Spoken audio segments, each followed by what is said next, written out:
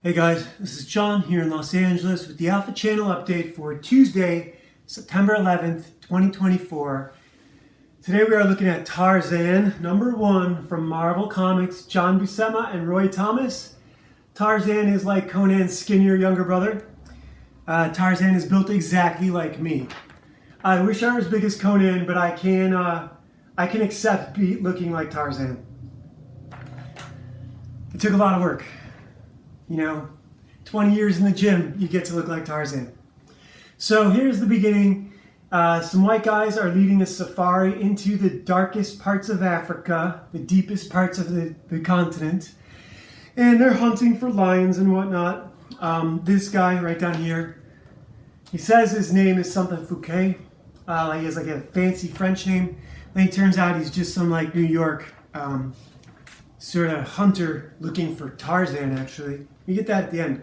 But in the meantime, they're being hunted by other blacks. So blacks are hunting blacks in Africa because that's how they do. They are savages, and they're savages in this book. Tarzan is the only good thing to come out of Africa. He really is. The only positive thing. So here we go. They're being chased. And finally, this white guy stands his ground, and it's a lion chasing him. No longer the savages, but now it's a lion. And Tarzan dives out of the trees and fights the lion with nothing but a knife. In the book, Tarzan could kill a lion with a rope and a knife, no problem. The books are awesome. You guys should read the Tarzan books.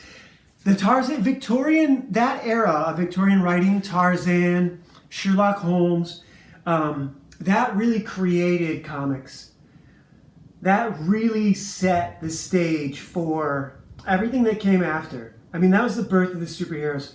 Sherlock Holmes was the first Dark Knight detective. Sorry, Batman. Batman's like a combination of Sherlock Holmes and Dracula. If Dracula was Sherlock Holmes, he'd be Batman. And he was, well, Dracula is rich, so usually. Anyhow, Tarzan carries this guy off as if he were a deer. And if you practice doing fireman's carry, you can carry a guy. If he's about your own weight, twice your weight, it gets really difficult.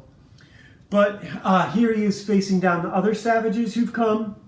And in the beginning, this is really cool. I have to back up a little bit to the first page, because the first page, the black dudes are playing the drums saying, Tarzan is coming, Tarzan is coming, Tarzan is coming.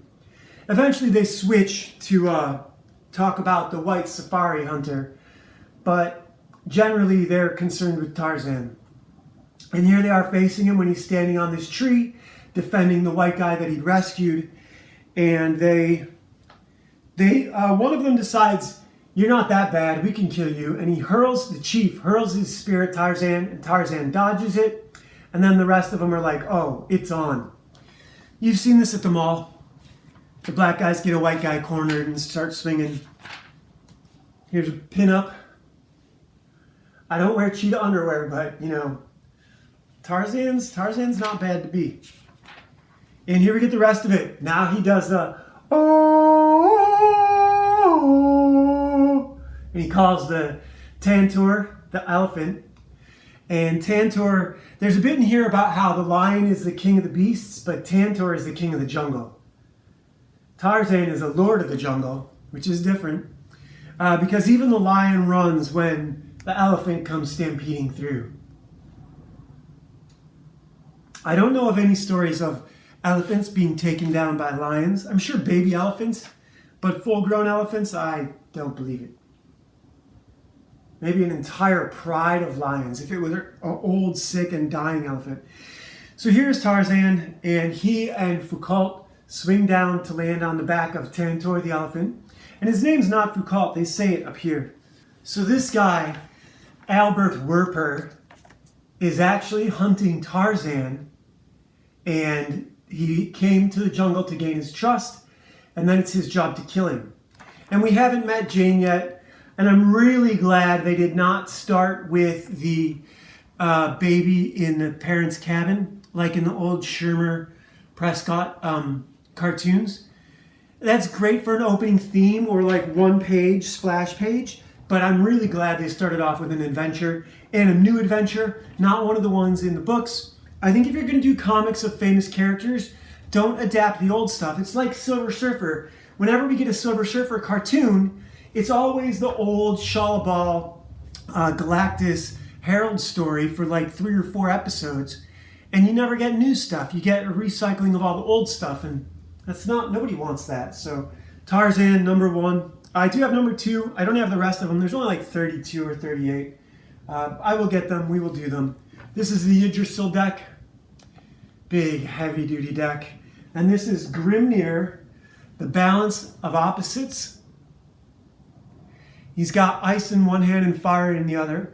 If you guys have practiced martial arts or meditation for any length of time, you'll know that your dominant hand is fire and your non-dominant hand is ice, meaning that the dominant hand gives and the non-dominant hand takes, usually blocks. So yeah, Grimnir.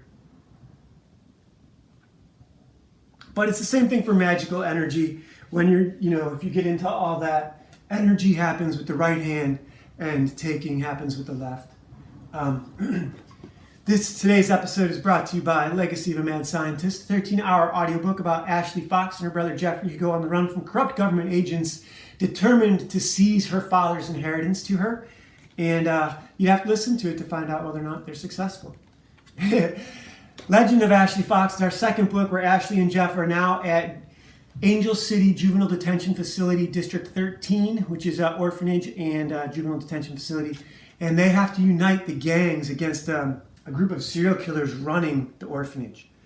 And we have a comic book, Ashley Fox, Last Valkyrie, where Ashley meets Valeria, and Valeria inducts her into the Order of the Valkyries. She's on a adventure, a mission with Reverend Wolf, rescuing children from child trafficking, So, what do I have to talk about today? Not really a lot. Everything's going pretty good for me. Trump had a disastrous night last night. I think the media was going to agree that he did anyhow. But the truth is, I noticed this right when they shifted to Kamala. It's a different game. It's a different game than Biden and then being up against a dude.